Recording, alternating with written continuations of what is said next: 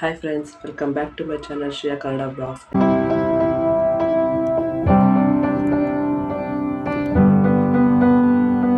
ಎಲ್ಲರೂ ಹೇಗಿದ್ದೀರಾ? I hope ಎಲ್ಲ ಚೆನ್ನಾಗಿದ್ದೀರಾ ಅಂತ ನಾನು ಚೆನ್ನಾಗಿದ್ದೀನಿ. ಇವತ್ತು ಬೆಳಗ್ಗೆಯಿಂದಲೇ ವ್ಲಾಗ್ನ ಶುರು ಮಾಡ್ಕೊಂಡಿದ್ದೀನಿ. ಲಾಸ್ಟ್ ವಿಡಿಯೋದಲ್ಲಿ ನಿಮಗೆ ಮನೆ ಮದ್ದು ಅಂತ ಹೇಳಿದ್ದೆ, ಅದ್ರ ಬಗ್ಗೆ ಇವತ್ತು ಡೀಟೇಲ್ ಆಗಿ ನಾನು ನಿಮಗೆ ತಿಳಿಸ್ಕೊಡ್ತೀನಿ. ಅಂದರೆ ಏನು ಅದಕ್ಕೆ ಏನೇನು ಬೇಕು ಅಂತ ಎಲ್ಲ. ಡೈಲಿ ಬೆಳಗ್ಗೆ ಮೋಷನ್ನ ಪಾಸ್ ಮಾಡಿಬಿಡ್ತಾಳೆ ಪುಟಾಣಿ. ಸೊ ಅದನ್ನೆಲ್ಲ ಕ್ಲೀನ್ ಮಾಡಿ ಈಗ ಈಚೆ ಬಿಸಿಲು ಬರ್ತಿದೆ ಅಂತ ಸೋಫಾ ಮೇಲೆ ಮಲಗಿಸಿದ್ದೀನಿ. ಸೊ ಬೊಂಬೆ ನಿಚ್ಚು ನೀರು ಹಾಕಿದ್ದಾಳೆ. ಇಬ್ಬರು ನೋಡ್ಕೊಂಡು ಸ್ವಲ್ಪ ಹೊತ್ತು ಆಟ ಆಡ್ತಿರ್ತಾರೆ. ಅವಳು ಆಟ ಆಡ್ಕೊಂಡು ಮುಗಿಸೋ ಅಷ್ಟರಲ್ಲಿ, ಆದರೆ ಅವಳು ಆಟ ಆಡೋ ಅಷ್ಟರಲ್ಲಿ ನಾನು ಸ್ವಲ್ಪ ಬೆಡ್ಡೆಲ್ಲ ಕ್ಲೀನ್ ಮಾಡ್ಕೊಂಡಿರ್ತೀನಿ. ನಾನು ಮೊದಲು ಕೆಲಸ ಮಾಡೋದೇ ಬೆಡ್ ಕ್ಲೀನ್ನ ಮಾಡ್ಕೊಂಡ್ಬಿಡ್ತೀನಿ. ಏನಕ್ಕೆ ಅಂದರೆ ಪುಟಾಣಿ ಬೆಳಗ್ಗೆ ಎದ್ದು ಸ್ವಲ್ಪ ಹೊತ್ತು ಆಟ ಆಡ್ತಿರ್ತಾಳೆ, ಮತ್ತು ಆಮೇಲೆ ಏನು ಮಾಡ್ತಾಳೆ ಅಂದರೆ ಅವಳು ಬೆಡ್ ಮೇಲೆಲ್ಲ ಆಟ ಆಡ್ತಿರ್ತಾಳಲ್ಲ. ಸೊ ಹಾಗಾಗಿ ಮೊದಲೇ ನಾನು ಬೆಡ್ಡೆಲ್ಲ ಕ್ಲೀನ್ ಮಾಡ್ಕೊಂಡ್ಬಿಡ್ತೀನಿ. ಏನಕ್ಕೆ ಅಂದರೆ ಇರುವೆಗಳೆಲ್ಲ ಓಡಾಡ್ತಿದ್ರೆ ಮತ್ತು ಇನ್ನೂ ಚಿಕ್ಕ ಮಗು ಅಲ್ವಾ, ಅದಕ್ಕೆ ಏನು ಹೇಳಬೇಕು ಅಂತ ಗೊತ್ತಾಗೋದಿಲ್ಲ. ಸೊ ಹಾಗಾಗಿ ಬ್ಲಡ್ ಎಲ್ಲ ಕ್ಲೀನ್ ಮಾಡ್ಕೊಂಡ್ಬಿಡ್ತೀನಿ.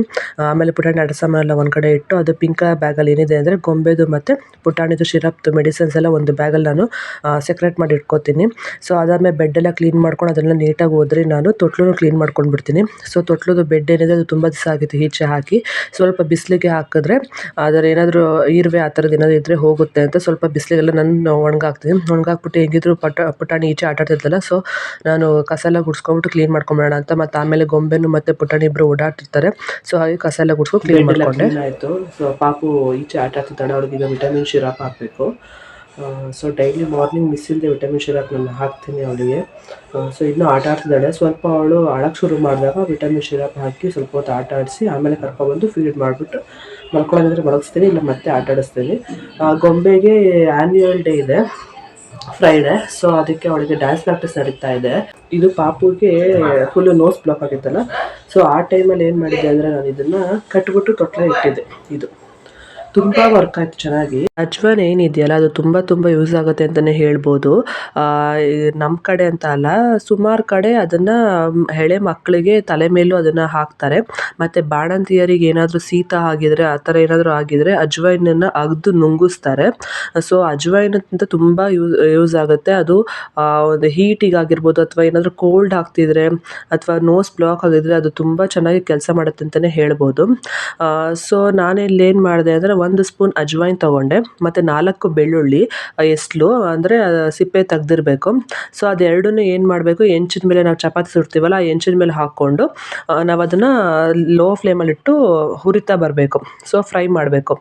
ಅದು ನಮಗೆ ಸ್ಮೆಲ್ ಬರೋಕ್ಕೆ ಶುರು ಆಗುತ್ತೆ. ಆ ಸ್ಮೆಲ್ ಬರೋ ಟೈಮಿಗೆ ಏನು ಮಾಡಬೇಕು, ಅದನ್ನು ಆಫ್ ಮಾಡಿ ಒಂದು ತೆಳ್ಳಗಿರೋ ಬಟ್ಟೆ ಸಾಕು, ಒಂದು ತೆಳ್ಳಗಿರೋ ಬಟ್ಟೆಗೆ ಅದನ್ನು ಹಾಕ್ಬಿಟ್ಟು ಗಂಟು ಕಟ್ಬಿಡಬೇಕು. ನಾನು ಇಲ್ಲಿ ಅಮ್ಮನ ಸೀರೆ ತೊಗೊಂಡಿದ್ದೀನಿ, ಅದು ತೆಳ್ಳಗಿದೆ ಯಾಕಂದರೆ ಸ್ಮೆಲ್ ಈಚೆಗೆ ಬರಬೇಕಲ್ಲ. ಸೊ ಆ ಥರ ತೆಳ್ಳಗಿರೋ ಬಟ್ಟೆ ತೊಗೊಂಡು ನಾವು ಗಂಟು ಕಟ್ಬಿಟ್ಟು ಅದನ್ನು ತೊಟ್ಲಲ್ಲಿ, ಅಂದರೆ ಪಾಪುನ ಎಲ್ಲಿ ಮಲಗಿಸ್ತೀವೋ ಅಲ್ಲಿ ತೊಟ್ಲಲ್ಲಿ ಆಗಿರ್ಬೋದು, ಅಥವಾ ಪಾಪುನ ಎಲ್ಲಿ ನಾವು ಬೆಡ್ ಮೇಲೆ ಮಲಗಿಸಿದ್ರೆ ಅದರಿಂದ ಸ್ವಲ್ಪ ದೂರ ಆಗಿರ್ಬೋದು. ಜಾಸ್ತಿ ಹತ್ತಿರ ಮೂಗು ಹತ್ರನೇ ಹಿಡಿಬಾರ್ದು. 1 ಮೀಟರ್ ಅಥವಾ 2 ಮೀಟರ್ ಡಿಸ್ಟೆನ್ಸಲ್ಲೇ ಅದನ್ನ ಇಟ್ಟರೆ ಅದು ನೀವು ಇಟ್ಟು ನೋಡಿ, ನೀವು ಒಳಗಡೆ ರೂಮ್ ಎಂಟ್ರ್ ಆಗ್ತಿದ್ದಂಗೆ ನಿಮ್ಗೆ ಆ ಸ್ಮೆಲ್ ನಿಮಗೆ ಬರುತ್ತೆ.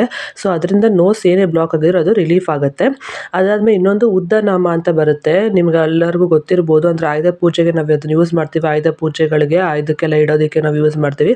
ಆ ನಾಮನ ಚೆನ್ನಾಗಿ ತೇಯ್ದು ಚೆನ್ನಾಗಿ ಸ್ನಾನ ಮಾಡಿಸಿ ತಲೆ ಆರಿಸಿ, ನೀವು ರಾಗಿ ಶೀಟ್ ಹಾಕ್ತೀರಾ ಅಂದರೆ ಹಾಕ್ಬೋದು, ಪೌಡ್ರ್ ಹಾಕ್ತೀರಾ ಅಂದರೆ ಹಾಕ್ಬೋದು. ನಾನು ನಮ್ಮ ಪುಟಣಿಗೆ ರಾಗಿ ಶೀಟೆ ಹಾಕೋದು, ಹುಟ್ಟಾಗಿದ್ದನು ಅಷ್ಟೇ. ಗೊಂಬೆಗೆ ರಾಗಿ ಶೀಟ್ ಹಾಕ್ತಿದ್ದೆ, ಬಟ್ ಅವಳಿಗೆ ಏನಾಯಿತು ಅಂದರೆ ತಲೆಯಲ್ಲಿ ಗಾಯ ಶುರು ಆಗೋಯ್ತು. ರಾಗಿ ಶೀಟ್ ಎಲ್ಲ ಅಪ್ಲೈ ಮಾಡ್ತೀವೋ ಅಲ್ಲಿ, ಅದಕ್ಕೆ ಅದನ್ನು ಬಿಡಿಸ್ಬಿಟ್ಟು ನಾನು ಅವಳಿಗೆ ಪೌಡ್ರ್ ಅಪ್ಲೈ ಮಾಡ್ಕೊತ ಬಂದೆ. ಬಟ್ ಪುಟಾಣಿಗೆ ಆ ಥರ ಏನೂ ಆಗಲಿಲ್ಲ. ಅವಳಿಗೆ ನಾನು ರಾಗಿ ಶೀಟೆ ಹಾಕ್ತಾಯಿದ್ದೀನಿ. ಶೀತ ಆಗಿದ್ರೆ ಚೆನ್ನಾಗಿ ಮಕ್ಕಳಿಗೆ ಹೇರುತ್ತೆ ರಾಗಿ ಶೀಟು. ಸೊ ರಾಗಿ ಶೀಟ್ ಹಾಕ್ಬಿಟ್ಟು ನೀವು ವಿಕ್ಸ್ ಹಚ್ಚಂಗಿದ್ರೆ ಹಚ್ಬಿಟ್ಟು ಎದೆ ಭಾಗಕ್ಕೆ ಮತ್ತು ಕಾಲಿಗೆಲ್ಲ ವಿಕ್ಸ್ ಹಚ್ಬಿಟ್ಟು ಸಾಕ್ಸ್ ಹಾಕ್ಬಿಟ್ಟು ಚೆನ್ನಾಗಿ ಫೀಡ್ ಮಾಡಿಸಿ ಮಲಗಿಸಿ. ಚೆನ್ನಾಗಿ ಮಕ್ಕಳು ನಿದ್ದೆ ಹೋದಾಗ ಅದನ್ನು ನೀವು ತಲೆ ಮೇಲೆ ಅಂದರೆ ಹಣೆ ಮೇಲೆ ನೀವು ಹಚ್ಚೋದ್ರಿಂದ ಏನಾಗುತ್ತೆ ಅಂದರೆ ಶೀತ ಇದ್ದರೆ ಅದು ಹೀರ್ಕೊಳ್ಳುತ್ತೆ. ಅಂದರೆ ಹಣೆ ಹತ್ರ ನೋಸ್ ಬ್ಲಾಕ್ ಆಗಿರುತ್ತಲ್ಲ, ಸೊ ಪುಟಾಣಿಗೆ ಹಾಗೆ ಆಗಿತ್ತು. ನೋಸು ಮೇಲ್ಗಡೆ ಹಣೆ ಹತ್ರ ಮ್ಯೂಕಸ್ ಬ್ಲಾಕ್ ಆಗಿಬಿಟ್ಟು ಅವಳಿಗೆ ಬ್ರೀತ್ ಮಾಡೋಕ್ಕೆ ಆಗ್ತಿರಲಿಲ್ಲ. ಸೊ ಆ ಟೈಮಲ್ಲಿ ನೀವು ಆ ಥರ ಹಚ್ಚೋದ್ರಿಂದ ಅದು ಸ್ವಲ್ಪ ರಿಲೀಫ್ ಆಗುತ್ತೆ. ಸೊ ನಾನು ಇದನ್ನು ನನಗೆ ಅಜ್ವೈನ್ದು ಆಗಿರ್ಬೋದು ಅಥವಾ ಇದು ವಿಭೂತಿದಾಗಿರ್ಬೋದು ನನಗೆ ಎರಡೂ ವರ್ಕ್ ಆಯಿತು. ಸೊ ಅವಳು ಸ್ವಲ್ಪ ಈಗ ಆರಾಮ ಆಗ್ತಾ ಇದ್ದಾಳೆ. ಆದರೂ ನಾನು ಡಾಕ್ಟರ್ದು ಏನು ಕೊಟ್ಟಿದ್ದಾರೆ ಸಿರಪ್ಪು ಅದು ನಾನು ಬಿಡದೆ ಹಾಕ್ತಾಯಿದ್ದೀನಿ. ಡ್ರಾಪ್ಸ್ ಆಗಿರ್ಬೋದು ಅಥವಾ ಸಲೈನ್ ಡ್ರಾಪ್ಸ್ ಆಗಿರ್ಬೋದು. ಸೊ ನೀವು ಮನೆ ಮದ್ದು ಒಂದೇ ಟ್ರೈ ಮಾಡೋದಲ್ಲ, ನೀವು ಡಾಕ್ಟರ್ ಕೊಟ್ಟಿರೋದು ಹಾಕಬೇಕು, ಮನೆ ಮದ್ದು ಟ್ರೈ ಮಾಡಿ. ಯಾರಾದರೂ ಮನೇಲಿ ವಯಸ್ಸಾದವರಿದ್ದರೆ ಒಂದ್ಸರಿ ಅವ್ರನ್ನ ಸಜೆಷನ್ ಕೇಳಿ ಟ್ರೈ ಮಾಡಿ. ಇಲ್ಲ ಪೀಡಿಯಾಟ್ರಿಷಿಯನ್ ಕೇಳಿ ನೀವು ಟ್ರೈ ಮಾಡ್ಬೋದು. ಬಟ್ ನಮ್ಮ ಪುಟಾಣಿಗೆ ಚೆನ್ನಾಗಿ ವರ್ಕ್ ಆಗಿದೆ. ಸೊ ಈಗ ಆರಾಮ್ಸೆ ಅವಳು ಆಟಾಡ್ಕೊಂಡಿದ್ದಾಳೆ. ನೀವು ತೊಟ್ಲಲ್ಲಿ ನಾನೊಂದು ಬಾಲಗ್ರಹ ಬುಕ್ನ ಇಟ್ಟಿದ್ದೀನಿ. ಒಳ್ಳೇದು ತಲೆ ಹತ್ರ ಪಾಪುಗೆ ಬಾಲಗ್ರಹ ಬುಕ್ ಇದ್ರೆ ತುಂಬ ಒಳ್ಳೆಯದು. ಸೊ ಬೆಡ್ ಎಲ್ಲ ಕ್ಲೀನ್ ಆಯಿತು. ಈಗ ನಾನು ಹೋಗಿ ಬಿಸಿನೀರು ಕಾಯಿಸ್ಕೊಂಡು ಬಿಸಿನೀರು ಕುಡಿಬೇಕು. ಡೈಲಿ ಬೆಳಗ್ಗೆ ಒಂದು ಲೋಟ ಬಿಸಿನೀರು ಕುಡಿದ್ರೆ ತುಂಬಾ ಯೂಸ್ ಇದೆ. ಅಂದರೆ ಫ್ಯಾಟ್ ರೆಡ್ಯೂಸ್ ಮಾಡೋರಾಗಿರ್ಬೋದು ಅಥವಾ ಗ್ಯಾಸ್ಟ್ರಿಕ್ ಇರೋರಾಗಿರ್ಬೋದು ಡೈಲಿ ಬಿಸಿನೀರು ಕುಡಿಯೋದ್ರಿಂದ ತುಂಬಾ ಯೂಸ್ಫುಲ್ ಆಗುತ್ತೆ. ಫ್ಯಾಟ್ ರೆಡ್ಯೂಸ್ ಮಾಡಬೇಕು ಅಂದ್ಕೊಂಡಿರೋರು ಬಿಸಿನೀರಿಗೆ ಜೇನುತುಪ್ಪ ಮತ್ತು ನಿಂಬೆಹಣ್ಣಿನ ರಸ ಹಾಕೊಂಡು ಕುಡಿಯೋದ್ರಿಂದ day by day fat reduce ಆಗುತ್ತೆ. ಗ್ಯಾಸ್ಟ್ರಿಕ್ ಇರೋರು ಥ್ರೂಔಟ್ ದ ನೈಟ್ ಏನು ತೊಗೊಳ್ದಿರೋ ಕಾರಣ ನಮಗೆ ಗ್ಯಾಸ್ ಫಾರ್ಮ್ ಆಗಿರುತ್ತೆ ಹೊಟ್ಟೆಲಿ. ಸೊ ನೀವು ಅರ್ಲಿ ಮಾರ್ನಿಂಗ್ ಹಾಗೆ ಏನಾದ್ರು ತೊಗೋತೀರ ಅಂದರೆ ಅದು ಗ್ಯಾಸ್ಟ್ರಿಕ್ ಫಾರ್ಮ್ ಆಗುತ್ತೆ. ಸೊ ಅರ್ಲಿ ಮಾರ್ನಿಂಗ್ ನೀವು ಒಂದು ಲೋಟ ಬಿಸಿನೀರು ಕುಡಿಯೋದ್ರಿಂದ ನಿಮಗೆ ಏನಿರುತ್ತೆ ಗ್ಯಾಸ್ ಅದೆಲ್ಲ ಕ್ಲಿಯರ್ ಆಗುತ್ತೆ. ಸೊ ಅದಾದಮೇಲೆ ನೀವು ಕಾಫಿ ಅದು ತೊಗೋಬೋದು, ಇಲ್ಲ ಹಾಲು ಅಥವಾ ನೀವು ಟಿಫನ್ನೇ ಮಾಡ್ತೀವಿ ಅಂದರೆ ಮಾಡ್ಬೋದು. ಬಟ್ ಒಂದು ಲೋಟ ಬಿಸಿನೀರು ಕುಡಿದು ಸ್ಟಾರ್ಟ್ ಮಾಡಿ ಅಂತ ನಾನು ಹೇಳ್ತೀನಿ. ಸೊ ನಾನು ಇಲ್ಲಿ ಒಂದು ಲೋಟ ಬಿಸಿನೀರು ಕುಡಿದು ಹಾಗೆ ಹಾಲು ತೊಗೋತೀನಿ. ನಾನು ಸ್ವಲ್ಪ ದಿನದಿಂದ ಕಾಫಿನ ಸ್ಕಿಪ್ ಮಾಡಿದ್ದೀನಿ. ಏನಕ್ಕೆ ಅಂದರೆ ಸ್ವಲ್ಪ ಹೀಟ್ ಜಾಸ್ತಿ ಆಗಿದೆ ಅಂತ, ಪಾಪುಗೂ ಹೀಟ್ ಆಗುತ್ತೆ ಅಂತ ಕೆಫೈನ್ನ ಸ್ಟಾಪ್ ಮಾಡಿದ್ದೀನಿ. ಸೊ ಈಗ ನಾನು ಹಾಲೇ ತೊಗೋತಾ ಇದ್ದೀನಿ. ಹಾಲೆಲ್ಲ ಕುಡಿದು ಆ್ಯಸ್ ಯೂಶುವಲ್ ಪುಟಾಣಿಗೆ ವಿಟಮಿನ್ ಸಿರಪ್ ಹಾಕಬೇಕಲ್ಲ, ಸೊ ವಿಟಮಿನ್ ಸಿರಪ್ ಹಾಕ್ತಾಯಿದ್ದೀನಿ. ಇತ್ತೀಚೆಗೆ ಅವಳು ತುಂಬ ಹಠ ಕಲ್ತ್ಬಿಟ್ಟಿದ್ದಾಳೆ, ಕುಡಿಯೋದಿಲ್ಲ. ಅವಳಿಗೆ ಗೊತ್ತಾಗ್ತದೆ ವಿಟಮಿನ್ ಸಿರಪ್ಪು ಅಂತ. ಸೊ ಹಾಗಾಗಿ ಸ್ವಲ್ಪ ನಿಧಾನಕ್ಕೆ ಹಾಕಿ ನಾನು ಅವಳನ್ನ ಆಟಾಡಿಸ್ತೀನಿ. ಸೊ ಇವತ್ತು ನಿಮ್ಮ ಜೊತೆಗೆ ಒಂದು ಟೊಮೆಟೊ ಚಟ್ನಿ ರೆಸಿಪಿನ ನಾನು ಶೇರ್ ಮಾಡ್ಕೊತಾ ಇದ್ದೀನಿ. ಇದು ದೋಸೆಗೆ, ಇಡ್ಲಿಗೆ, ಚಪಾತಿಗೆ ಮತ್ತು ಬಿಸಿ ಅನ್ನಕ್ಕೆ ತುಪ್ಪ ಹಾಕೊಂಡು ತಿಂದಿದ್ರೆ ತುಂಬ ಚೆನ್ನಾಗಿರುತ್ತೆ. ಕ್ವಿಕ್ಕಾಗಿ ಕೂಡ ಆಗುತ್ತೆ. ಏನಿಲ್ಲ, ಇದಕ್ಕೆ ಎಣ್ಣೆ ಹಾಕ್ಬಿಟ್ಟು ಒಂದು ಬಾಣಲಿ ಇಟ್ಕೊಂಡಿದ್ದೀನಿ. ಅದಕ್ಕೆ ಎಣ್ಣೆ ಹಾಕಿ ಸ್ವಲ್ಪ ಒಂದು 3 ಬ್ಯಾಡಗಿ ಮೆಣಸಿನ್ಕಾಯಿ, ಒಂದು 3 ಒಣಮೆಣಸಿನ್ಕಾಯಿ ತೊಗೊಂಡಿದ್ದೀನಿ. ಅದಾದಮೇಲೆ ಅದು ಸ್ವಲ್ಪ ಫ್ರೈ ಆಗ್ತಿದ್ದಂಗೆ ಸ್ವಲ್ಪ ಈರುಳ್ಳಿ, ಟೊಮೆಟೊ, ಆಮೇಲೆ 1 ಸ್ಪೂನ್ ಉಪ್ಪು ಹಾಕ್ಬಿಟ್ಟು ಚೆನ್ನಾಗಿ ಅದನ್ನು ಸಾಫ್ಟ್ ಆಗೋವರೆಗೂ ಬೇಯಿಸ್ಕೋಬೇಕು. ಅದಾದಮೇಲೆ ನಾನಿಲ್ಲಿ 1 ಸ್ಪೂನ್ ಕಡಲೆಬೇಳೆ ಮತ್ತು 1 ಸ್ಪೂನ್ ಉದ್ದಿನಬೇಳೆ ತೊಗೊಂಡಿದ್ದೀನಿ. ಅದಾದಮೇಲೆ ಸ್ವಲ್ಪ ಕೊತ್ತಂಬರಿ ಮತ್ತು ಒಂದು 4 ಎಲೆ ಪುದೀನ. ಜಾಸ್ತಿ ತೊಗೋಬಾರ್ದು, ಫ್ಲೇವರ್ ಅದ್ರದ್ದು ಅಷ್ಟು ಬರಬಾರ್ದು. ಸ್ವಲ್ಪ ಕೊತ್ತಂಬರಿ, ಸ್ವಲ್ಪ ಪುದೀನ ತೊಗೋಬೇಕು. ಅದು ತೊಗೊಂಡು ತುಂಬ ಸಾಫ್ಟ್ ಆಗಬೇಕು. ನಾವು ಗ್ರೈಂಡ್ ಮಾಡೋದಕ್ಕೆ ಪೇಸ್ಟ್ಗೆ ನಮಗೆ ಹೇಗೆ ಬೇಕೋ ಹಾಗೆ ತುಂಬ ಸಾಫ್ಟ್ ಆಗೋವರೆಗೂ ಚೆನ್ನಾಗಿ ಬೇಯಿಸ್ಬಿಟ್ಟು ಫ್ಲೇಮ್ ಆಫ್ ಮಾಡಿ ಸ್ವಲ್ಪ ನೀರು ಹಾಕಿ ಅದನ್ನು ಆರೋದಕ್ಕೆ ಬಿಡಬೇಕು. ಫುಲ್ಲು ಅದು ತಣ್ಣಗಾದ್ಮೇಲೆ ಗ್ರೈಂಡ್ ಮಾಡ್ಕೋಬೇಕು. ಇಲ್ಲಿ ಗ್ರೈಂಡ್ ಮಾಡ್ಕೊಳ್ಳೋ ಅಷ್ಟರಲ್ಲಿ ಪುಟಾಣಿ ಹತ್ತಲು ಅಂತ ನಾನು ಹೋದೆ. ಅಮ್ಮನೇ ಒಗ್ಗರಣೆ ಹಾಕಿದ್ರು. ಒಗ್ಗರಣೆಗೆ ಏನೂ ಇಲ್ಲ, ಎಣ್ಣೆ, ಸಾಸಿವೆ, ಜೀರಿಗೆ, ಇಂಗು, ಕರಿಬೇವು ಹಾಕ್ಕೊಂಡು ನೀವು ಒಗ್ಗರಣೆ ಮಾಡಿಕೊಂಡ್ರೆ ಚಟ್ನಿ ತುಂಬ ಚೆನ್ನಾಗಾಗತ್ತೆ. ಸೊ ಅದಾದಮೇಲೆ ಇದು ಬಂದು ಥರ್ಸ್ಡೇ ವ್ಲಾಗ್ ಆಗಿತ್ತಲ್ವ. ಸೊ ಥರ್ಸ್ಡೇ ನಾನು ಗೊಂಬೆಗೆ ಏನು ಹೇರ್ಗೆ ಆಯಿಲ್ ಅಪ್ಲೈ ಮಾಡ್ತಾಯಿದ್ದೆ. ಯಾಕಂದರೆ ಫ್ರೈಡೇ ಅವಳಿಗೆ ಆ್ಯನ್ಯುವಲ್ ಡೇ ಇರೋದ್ರಿಂದ ಅವತ್ತು ತಲೆ ಸ್ನಾನ ಮಾಡಿಸಿದ್ರೆ ಸರಿ ಹೋಗುತ್ತೆ ಅಂತ ನಾನು ಹಿಂದಿನ ದಿವಸ ಅವಳಿಗೆ ಮಸಾಜ್ ಕೊಡೋಣ ಅಂತ ಸ್ವಲ್ಪ ಹೇರ್ಗೆ ನಾನು ಆಯಿಲೆಲ್ಲ ಅಪ್ಲೈ ಮಾಡಿ ಮಸಾಜ್ ಕೊಡ್ತಾಯಿದ್ದೀನಿ. ಅವಳು ಹೀಗೆ ಮಾಡು, ಹಾಗೆ ಮಾಡು ಅಂತ ಹೇಳಿ ಮಸಾಜ್ ಮಾಡಿಸ್ಕೊತಾಳೆ. ಸೊ ಅದೆಲ್ಲ ಮಾಡಿ ಅವಳಿಗೆ ಸ್ನಾನ ಮಾಡಿಸಿ ಅವಳಿಗೆ ತಲೆ ಬಾಚ್ತಾಯಿದ್ದೀನಿ. ಸ್ಕೂಲ್ ಇತ್ತು ಇವತ್ತು ಥರ್ಸ್ಡೇ ಅಂದರೆ ಏನು ಕ್ಲಾಸಸ್ ಏನೂ ಇರೋದಿಲ್ಲ. ಬರೀ ಸ್ಟೇಜ್ ಮೇಲೆ ಹೇಗೆ ಅಂದರೆ ಇನ್ನೂ ಚಿಕ್ಕ ಮಕ್ಕಳಲ್ವ, ಅವ್ರಿಗೆ ಗೊತ್ತಾಗೋದಿಲ್ಲ ಅಂದ್ಬಿಟ್ಟು ಸ್ಟೇಜ್ ಮೇಲೆ ಒಂದ್ಸರಿ ರಿಹರ್ಸಲ್ ಕೊಡೋಕ್ಕೆ ಅಂತ ಅವಳನ್ನ ಕರ್ಕೊಂಡು ಹೋಗ್ತಾಯಿದ್ರು.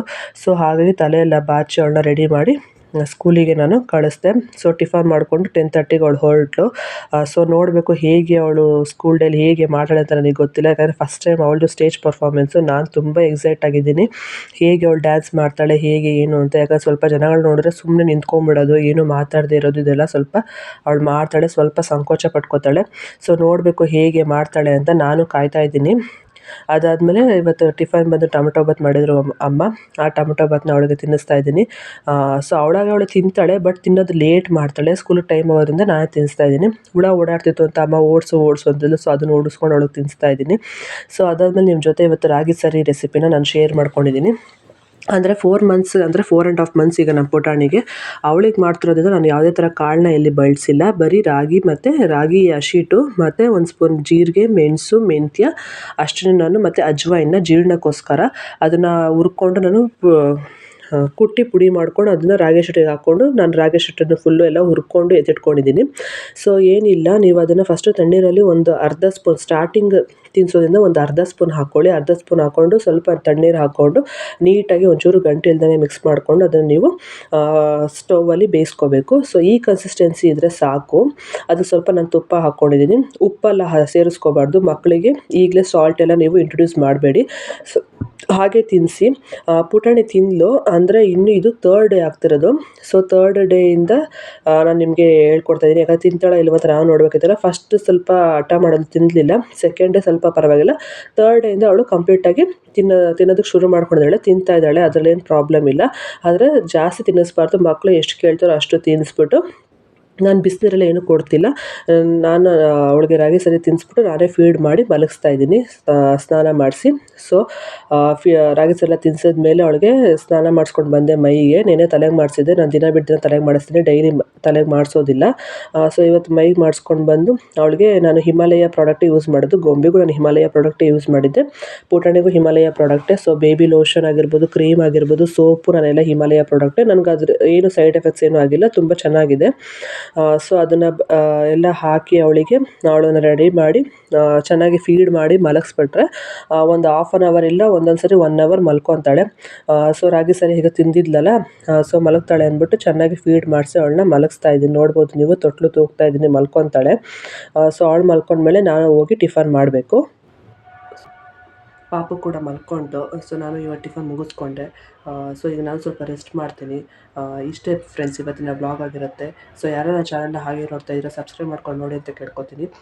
Thank you for watching. Take care. Bye.